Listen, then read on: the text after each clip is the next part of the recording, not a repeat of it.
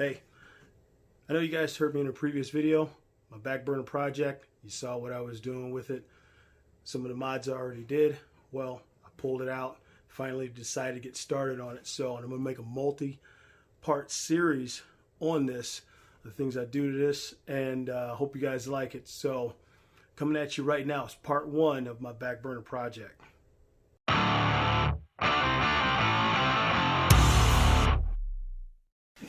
All right, I'm getting started here on this project, man, this back burner project of mine, and slowly getting the parts and the pieces here together. But to give you an idea, as I said before in my other video when I did a review on the BAD lever, the battery assist device lever here, you guys, if you saw that, check that out. I said before, this is a back burner project, and I'm bringing this off the back burner. I'm getting ready to mod this thing up. I'm taking the stock Picatinny rail off, and I'm putting a 15-inch BCM, American-made, Bravo company manufacturer. Putting the M-Lock handguard on it, 15-inch. Run this thing out, taking this A2 post off.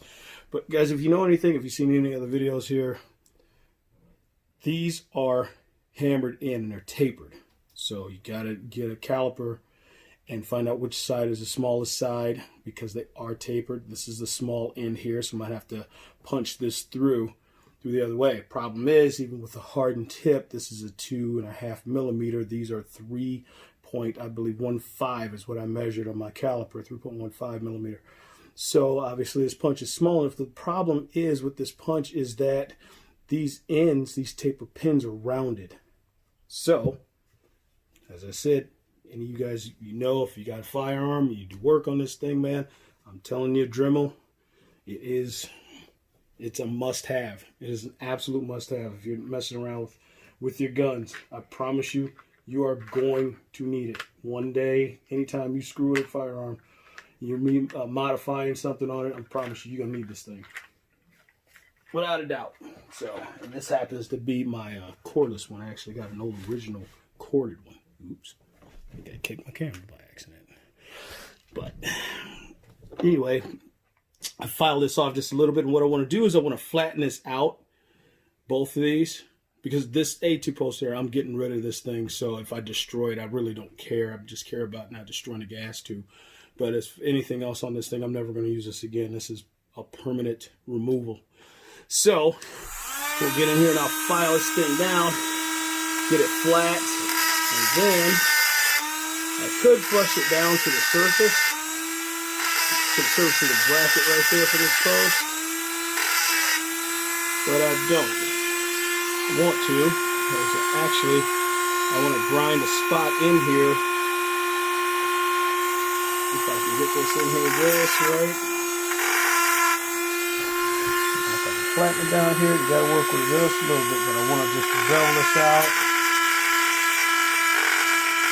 and wear a little notch in it to hold. This punch will sit inside and it won't rock off the ends. Like I said, they're rounded. I want to concave them a little bit.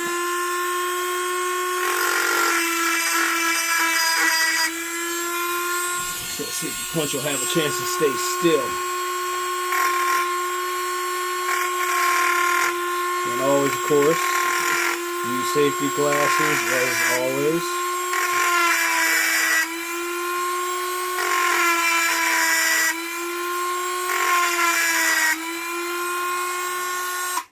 So, let's see if that works.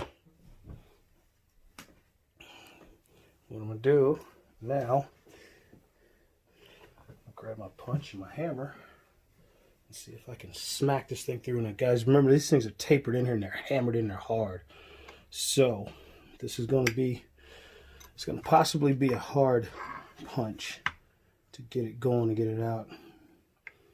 I said, if it doesn't work like that, then I won't have to grind this bad boy off all the way, and I can cut it, and I'll just grind and cut it off. So, but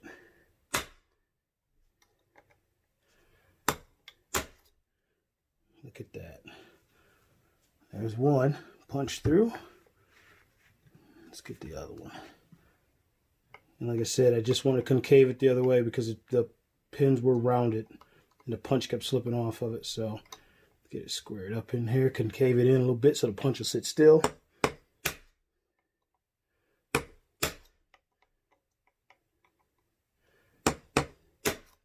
Boom, look at that. Booyah. There you go. Oops. So you can see. Probably can't see good, but that's it, man. That is a step one. Next, I just want to get this started. I'm waiting for my handguard removal tool. A friend of mine had one, and instead of just bugging him to borrow his, hell, I just bought my own, you know, because I personally like having my own tools for my own stuff. So that's just me. So I'll buy whatever I need. That way I have it. But I'll be taking this off, stripping this down, removing this off, and you'll see it step by step as I go. Well, there you go. There's part one. Stay tuned for the other parts to this series and what I'm going to do with my back burner project. Before you go, make sure you give me a thumbs up if you like the video. I truly appreciate it. Subscribe to my channel also so you can get notifications. Make sure you hit that bell. You get notified on different things that I do as far as product reviews, gear review, and other drills too. But I gotta wait for the weather to warm up here where I'm at. So, but it's coming soon. So stay tuned for the other parts of this series, my back burner project. And until then, as I say now, 2020, we the people shall not be infringed.